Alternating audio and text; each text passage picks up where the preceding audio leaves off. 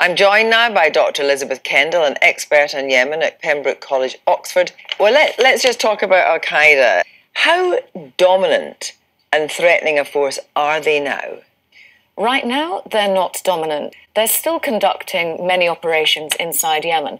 But just to put this in context, Al-Qaeda did have a state in Yemen that it ran in the east for a whole year when the war broke out, until 2016 when special forces kicked it out.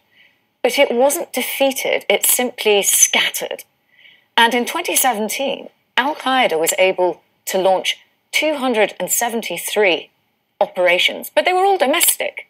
None of them were on the West. That's interesting. So therefore, the line from the Pentagon that actually they're a threat to America, do you believe strategically that to be so? That's a slightly tricky question because Al-Qaeda's ambition to hit the West is definitely there. The question is, are they a real threat?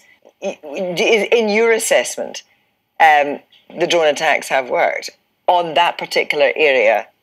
Well, you're right that it's a nuanced issue because on the one hand, yes, drone attacks inspire cycles of revenge, especially when they go wrong. But they have decimated Al-Qaeda. We saw less than half the number of attacks in 2018 that we saw in 2017.